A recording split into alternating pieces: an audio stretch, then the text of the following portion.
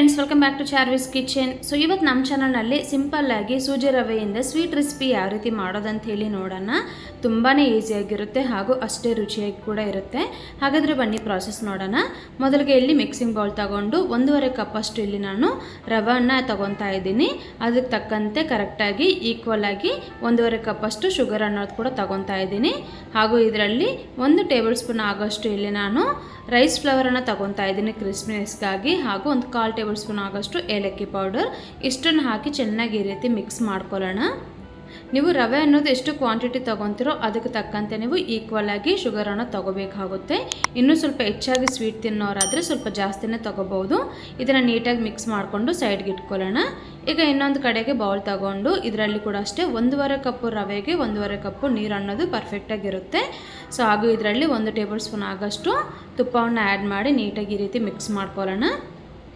Mix ಮಾಡಿಕೊಂಡು ಮುಚ್ಚಳವನ್ನು ಇಟ್ಟು ಇದು ಕುದಿ ಬರೋವರೆಗೂ ನಾವು 1 2 3 ನಿಮಿಷದವರೆಗೆ ಹಾಗೆ ಬಿಟ್ಬಿಡೋಣ. ಇಲ್ಲಿ ನೋಡಿ, ನೀರು ಅನ್ನೋದು ಚೆನ್ನಾಗಿ ಕುದಿ ಬರ್ತಿದೆ. ಈಗ ಇದರಲ್ಲಿ ನಿಧಾನವಾಗಿ ರವೆ ಅನ್ನೋದು ಆ್ಯಡ್ ಮಾಡ್ತಾ ಕೈ ಬಿಡದೆ ಈ ರೀತಿ ತಿರುಗಿಸ್ತಾ ಬರಬೇಕು, ಇಲ್ಲಾಂದರೆ ಗಂಟಿಟ್ಕೊಳ್ಳೋ ಚಾನ್ಸಸ್ ಇರುತ್ತೆ. ಈ ರೀತಿ ಲೋ ಫ್ಲೇಮ್ನಲ್ಲಿಟ್ಟು ನಾವು ಮಿಕ್ಸ್ ಮಾಡ್ತಾ ಬರಬೇಕು ಈ ರೀತಿ. ಸೊ ರವೆ ಅನ್ನೋದು ನೀಟಾಗಿ ನೀರಲ್ಲಿ ಮಿಕ್ಸ್ ಆಗೋ ಥರ ನಾವು ಈ ರೀತಿ ಕೈ ಬಿಡದೆ ತಿರುಗಿಸ್ತಾ ಬರಬೇಕು. ಫ್ಲೇಮ್ ಅನ್ನೋದು ಹೈನಲ್ಲಿ ಇಡಕ್ಕೆ ಹೋಗಬೇಡಿ, ಲೋನಲ್ಲಿಟ್ಟೆ ನಾವು ಈ ರೀತಿ ಕುಕ್ ಮಾಡ್ಕೋಬೇಕಾಗುತ್ತೆ. ಈ ರೀತಿ ನೀಟಾಗಿ ಮಿಕ್ಸ್ ಮಾಡಿಕೊಂಡು ಮುಚ್ಚಳವನ್ನು ಇಟ್ಟು 1 2 3 ನಿಮಿಷದವರೆಗೆ ಲೋ ಫ್ಲೇಮ್ನೆಲ್ಲ ನಾವು ಬಿಟ್ಬಿಡಬೇಕಾಗುತ್ತೆ.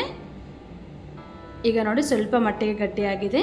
ಸೊ ರವೆ ಅನ್ನೋದು ಪೂರ್ತಿಯಾಗಿ ಕುಕ್ ಆಗೋವರೆಗೂ ನಾವು ಈ ರೀತಿ ಮಿಕ್ಸ್ ಮಾಡ್ತಾ ಬರಬೇಕು. ನಿಮ್ಗೆ ಇಲ್ಲಿ ಗೊತ್ತಾಗುತ್ತೆ, ಇಲ್ಲಿ ನೋಡಿ ಈ ರೀತಿ ಗಟ್ಟಿಯಾಗಿ ಬರ್ತಾ ಇದೆ. ಸೊ ಇಲ್ಲಿ ನಿಮಗೆ ರವೆ ಅನ್ನೋದು ಪರ್ಫೆಕ್ಟಾಗಿ ಕುಕ್ ಆಗಿದೆ ಅಂತ ಅರ್ಥ. ಸೊ ಈ ರೀತಿ ನಿಮಗೆ ಗಟ್ಟಿಯಾಗಿ ಬಂದಿದ ತಕ್ಷಣ ನೀವು ಸ್ಟವ್ ಆಫ್ ಮಾಡಿಕೊಂಡು ಇದನ್ನು ನಾವು ತಣ್ಣಕ್ಕಾಗೋದಕ್ಕೆ ಬಿಡಬೇಕಾಗುತ್ತೆ. ಈಗ ತಣ್ಣಕ್ಕಾದ ನಂತರ ಇನ್ನೊಂದ್ಸಲ ನೀಟಾಗಿ ಒಂದ್ಸಲ ಮಿಕ್ಸ್ ಮಾಡ್ಕೊಳ್ಳೋಣ.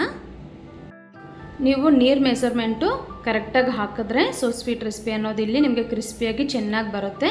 ಈಗ ಒಂದು ಸ್ವಲ್ಪ ಮಟ್ಟಿಗೆ ತುಪ್ಪವನ್ನು ಕೈಗೆ ಅಪ್ಲೈ ಮಾಡಿಕೊಂಡು ಈ ರೀತಿ ಸ್ವಲ್ಪ ಮಟ್ಟಿಗೆ ಹಿಟ್ಟನ್ನು ತಗೊಂಡು ನಾನು ಇಲ್ಲಿ ತೋರಿಸ್ತಾ ಇದ್ದೀನಿ ನೋಡಿ, ಈ ರೀತಿ ಪ್ರೆಸ್ ಮಾಡ್ಕೋಬೇಕಾಗುತ್ತೆ. ನಿಮ್ಗೆ ಯಾವ ಸೈಜಲ್ಲಿ ಬೇಕೋ ಆ ಸೈಜಲ್ಲಿ. ಸೊ ಇಲ್ಲಿ ನೋಡಿ, ತಿಕ್ನೆಸ್ ಅನ್ನೋದು ಈ ರೀತಿ ಇರಬೇಕು. ತುಂಬ ದಪ್ಪಕ್ಕೆ ಇರಬಾರ್ದು ಹಾಗೂ ತುಂಬ ತೆಳುವಾಗಿ ಕೂಡ ಇರಬಾರ್ದು. ಅದೇ ರೀತಿ ಹಿಟ್ಟನ್ನೆಲ್ಲ ಅದೇ ಪ್ರಾಸೆಸ್ನಲ್ಲಿ ಮಾಡ್ಕೊಳ್ಳೋಣ. ತುಂಬ ಈಸಿಯಾಗಿರುತ್ತೆ ಫ್ರೆಂಡ್ಸ್. ಸೊ ಮನೆಯಲ್ಲಿರುವ ಇಂಗ್ರೀಡಿಯೆಂಟ್ಸ್ನ ಯೂಸ್ ಮಾಡಿ ನಾವು ಮಾಡ್ಕೋಬೋದು. ಸೊ ಮಕ್ಕಳಿಂದ ಹಿಡಿದು ದೊಡ್ಡವರವರೆಗೂ ತುಂಬ ಇಷ್ಟಪಟ್ಟು ತಿಂತಾರೆ. ಸೊ ಒಂದ್ಸಲ ಟ್ರೈ ಮಾಡಿ ನೋಡಿ, ನಾನು ಹೇಳಿರೋ ಟಿಪ್ಸ್ನ ಯೂಸ್ ಮಾಡಿ. ಈಗ ನೋಡಿ ಎಲ್ಲ ರೆಡಿ ಮಾಡಿ ಇಟ್ಕೊಂಡಿದ್ದೀನಿ. ಸೊ ಎಲ್ಲ ಒಂದೇ ಸಮವಾಗಿ ರೆಡಿ ಮಾಡಿದ್ದೀನಿ.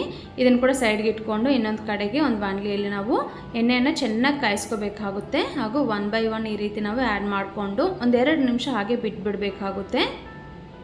ಸೊ ಇಮಿಡಿಯೇಟಾಗಿ ತಿರುಗ್ಸೋಕ್ಕೆ ಹೋಗಬೇಡಿ. ಸೊ 1 2 ನಿಮಿಷ ಬಿಟ್ಬಿಟ್ಟು ಈ ರೀತಿ ನಿಧಾನಕ್ಕೆ 2 ಕಡೆನೂ ಟರ್ನ್ ಮಾಡ್ತಾ ಗೋಲ್ಡನ್ ಕಲರ್ ಬರೋವರೆಗೂ ನಾವು ಫ್ರೈ ಮಾಡ್ಕೋಬೇಕಾಗುತ್ತೆ. ಫ್ಲೇಮ್ ಅನ್ನೋದು ಮೀಡಿಯಮ್ನಲ್ಲಿರಲಿ. ಹೈ ಫ್ಲೇಮ್ನಲ್ಲಿಟ್ಟರೆ ನಿಮಗೆ ಹೊರಗಡೆ ಅನ್ನೋದು ತುಂಬ ಸೀದೋಗೋ ಚಾನ್ಸಸ್ ಇರುತ್ತೆ ಹಾಗೂ ಒಳಗಡೆ ಬೇಯೋದಿಲ್ಲ. ಸೊ ಈ ರೀತಿ ನಿಧಾನಕ್ಕೆ ನೀಟಾಗಿ ಫ್ರೈ ಮಾಡ್ಕೋಬೇಕಾಗುತ್ತೆ. ಈ ರೀತಿ 2 ಕಡೆನೂ ಕ್ರಿಸ್ಪಿಯಾಗಿ ಹಾಗೂ ಗೋಲ್ಡನ್ ಕಲರ್ ಬಂದ ತಕ್ಷಣ ನಾವು ಪ್ಲೇಟ್ಗೆ ಟ್ರಾನ್ಸ್ಫರ್ ಮಾಡ್ಕೊಳ್ಳೋಣ. ಅದೇ ರೀತಿ ಮಿಕ್ಕಿರುವ ಎಲ್ಲ ಪೀಸಸ್ನ ಕೂಡ ಸೇಮ್ ಪ್ರಾಸೆಸ್ನಲ್ಲಿ ಕುಕ್ ಮಾಡ್ಕೋಬೇಕಾಗುತ್ತೆ. ಸೊ ಅಷ್ಟೇ ಫ್ರೆಂಡ್ಸ್, ಎಷ್ಟು ಸುಲಭವಾಗಿದೆ ಅಲ್ವಾ. ಸೊ ಈ ರೀತಿ ನಿಮಗೆ ಯಾವಾಗಾದರೂ ಸ್ವೀಟ್ ತಿನ್ನಬೇಕನ್ನೋವಾಗ ಈ ರೀತಿ ರವಾನಿಂದ ಮಾಡಿ ನೋಡಿ. ತುಂಬ ಹೆಲ್ದಿಯಾಗಿರುತ್ತೆ ಹಾಗೂ ತುಂಬ ಈಸಿಯಾಗಿ ಕೂಡ ಇರುತ್ತೆ. ಈ ರೀತಿ ಮಾಡಿ ನೀವು 1 2 3 ದಿನದವರೆಗೆ ಸ್ಟೋರ್ ಮಾಡಿ ಇಟ್ಕೋಬೋದು. ಐ ಹೋಪ್ ಈ ನನ್ನ ರೆಸಿಪಿ ಇಷ್ಟ ಆದರೆ ದಯವಿಟ್ಟು ಲೈಕ್ ಮಾಡಿ, ಶೇರ್ ಮಾಡಿ, ಕಮೆಂಟ್ ಮಾಡಿ. ಹಾಗೂ ನನ್ನ ಚಾನಲ್ ಫಸ್ಟ್ ಟೈಮ್ ನೋಡ್ದಂಗಿದ್ರೆ ದಯವಿಟ್ಟು ಸಬ್ಸ್ಕ್ರೈಬ್ ಮಾಡ್ಕೊಳ್ಳಿ ಹಾಗೂ ಪಕ್ಕದಲ್ಲಿರೋ ಬೆಲ್ ಐಕನ್ನ ತಪ್ಪದೇ ಕ್ಲಿಕ್ ಮಾಡಿ. Thank you so much for watching. Bye bye.